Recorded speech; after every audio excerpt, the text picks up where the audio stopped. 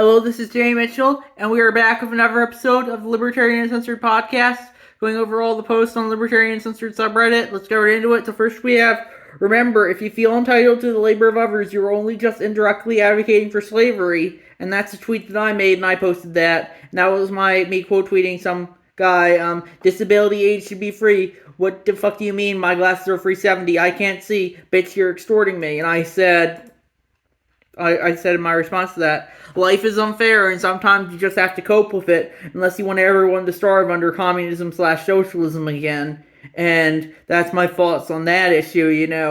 I do think, we should try and help people as much as possible. With that being said, you just can't get everything you want for free. If you feel, as I just said in the initial comment, if you feel entitled to the labor of others, that's just slavery, if kind of affects your steps, kind of. And that's my thoughts on that issue. Then we have U.S. politics in a nutshell, and that's a meme that I shared, and it's in one of the trolley problems, and the trolley's running everyone over, and it says, pulling lever changes the color of the trolley from red to blue. And I said, it just goes to show you that both of the parties are pretty much the same. They might as well be a uniparty. They're still going to do foreign, it doesn't matter who's president, there's still going to be foreign interventionism. They're going to throw stuff with money at stuff like Israel and Ukraine. They're going to spend like there's no tomorrow. They're going to support big business and the elite class in general. They're going to let the CIA and the rest of the deep state really run the country in addition to the military-industrial complex. And there'll be increasing support for censorship of all who oppose them. And you can't forget insider trading as well, and that's probably just the tip of the iceberg when it comes to corruption. So it just goes to show you that, it doesn't really matter who wins. The government's going to be bad regardless. And that's my thoughts on that issue. And yeah, that's why you gotta be anti-establishment and fight against the uniparty.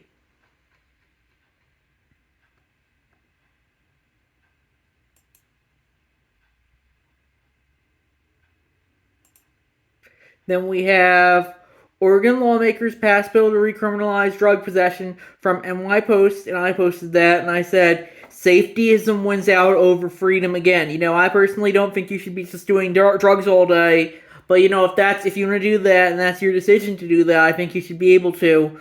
But I don't think if you want to get help, I think you should be able to, but you shouldn't be forced to get help if you don't want to, and that's my thoughts on that issue.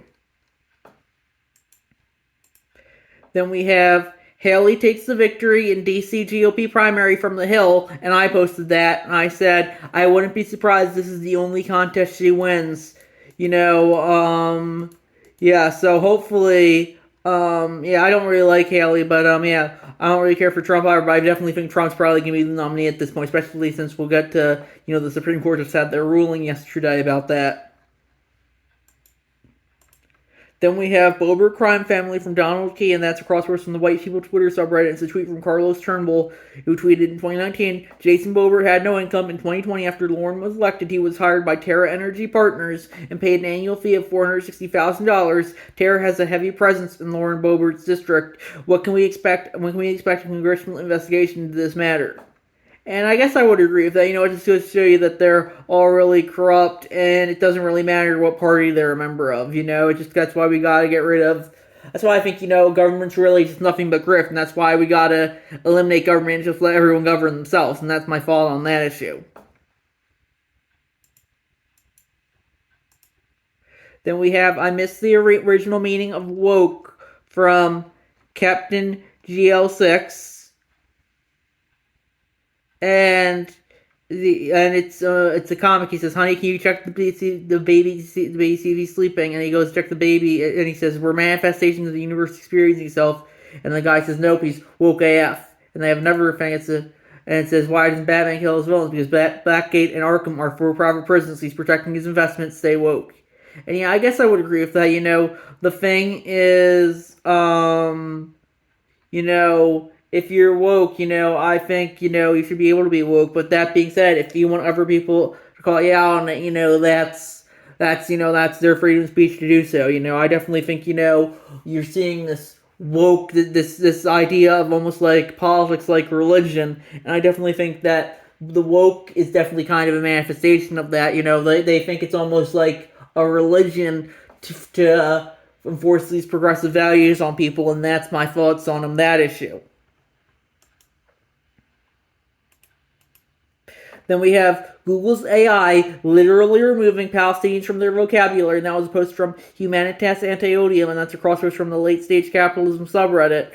And it's a tweet from Raphael Mimoun, who said, I didn't believe it, so I checked Google's AI Gemini myself, a case study in erasure and dehumanization. And when you ask it, who are the Israelis, it says Israelis are the citizens of the modern day state of Israel, regardless of their ethnicity or religion. The majority of Israelis are Jewish, but there are also significant Arab, Druze, and Christian populations. Israel is a diverse country with a rich cultural heritage.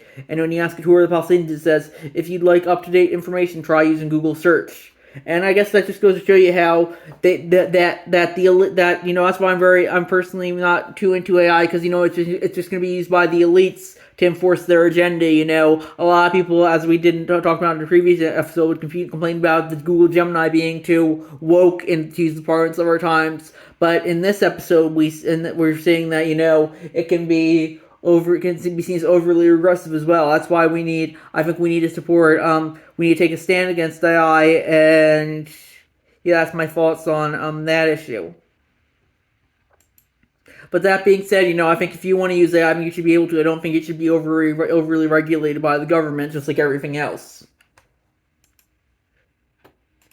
Then we have Dad His Values After All, and that's a meme from To Kill a Mockingbird that they posted. He says, and the dad says, so my daughter tells me you're an anarchist, and the guy says, yes, I'm in the Mises Caucus, and the dad says, you have exactly 10 seconds to get the fuck out of my house. And I said, I didn't say anything on that one, but yeah, I definitely think, the Mises Caucus isn't perfect, but, I definitely think they're trying their best. We're all anti-state, and libertarians, we're all anti-state or for minimum state, and I think that's, we gotta try to pursue more unity over division. But with that being said, if people don't want to pursue unity and want to pursue division, I think they should be able to, pursue whatever you want to. I'm a libertarian, do whatever you want. Then we have detainee held in jail freezer died of hypothermia. Suit says death ruled homicide from MyrtleBeachOnline.com by Swamp Yankee Dan, as opposed from Swamp Yankee Dan. And yeah, I definitely don't think that's good. Just go to show you the state can do whatever you wants to, and they won't be held accountable for it. And that's why we have to resist the state as much as possible. Then we have Supreme Court restores Trump to ballot, rejecting state attempts to ban him over Capitol attack from WBellTV.com. And I posted that, and I said it looks like it was unanimous as well. They said it in the ruling, you have to enforce it through Congress, not the state governments. And personally, I think, if they want to nullify it, I think they should be able to. With that being said, I think if individuals want to nullify the nullification, they should be able to as well. And that's my thoughts on that issue. Ultimately, the idea of the election is inherently collectivist, and I think that's what the big problem with it. I think, and we should just let everyone just run themselves rather than elect other people to run us. And that's my thoughts on that issue. Then we have Argentine state news agency Telam shut after Malay threat from Reuters.com, and I posted that, and I said, hopefully we'll see this in the U.S. someday soon in regards to NPR and PBS. I don't really care for a lot of other sources as well, but at least they don't operate on the government's dime, and that's my thoughts on that issue. Then we have the commander-in-chief of the most powerful military in the world, and a fully militarized police force with qualified immunity that is not legally obligated to protect you wants to make you even more defenseless. When resistance becomes impossible, tyranny becomes imminent, and that was a tweet from LP National that I posted, and it was a quote tweeting Joe Biden, who tweeted, whether the NRA likes it or not, and it was an image, I am determined to ban assault weapons, I did it once before, and I'll do it again, President Joe Biden. I don't really think, that was him, I think that was probably just his staff, I don't think Joe Biden's doing too much these days. With, he's kind of more on the senile side. That's my thoughts on that issue. But regardless, I said, when tyranny becomes law, resistance becomes duty. We have to take a stand against the state, and if they come for anything, if they come to force us to do anything, we need to say no and stand our ground. And that's my thoughts on that issue. If you want to obey what the state tells you to do, I think you should be able to. But with that being said, I don't think you should be, it's always important to stand your ground and stand up for yourself. And that's my thoughts on that issue. Then we have fun thing about democracy, there is no incentive to stop spending, from Aaron McIntyre on Twitter. And that was him sharing an article from CNBC. The U.S. national debt is rising by $1 trillion about every 100 days. And I said, during the first half of Benjamin Harris's term, Congress got in a lot of flack for their high spending and were labeled as the billion-dollar Congress as a result. Crazy how that would almost be nothing today. In the free market, you have to be fiscally responsible, otherwise you are going to go out of business. That's why we need to, and it's why I don't really care for government bailouts and the government control of the free market, because you have to be fiscally responsible in the free market, but unlike that, the government doesn't have to be fiscally responsible, and democracy is just gonna keep electing them regardless of how fiscally irresponsible they are, and that's my fault on that issue.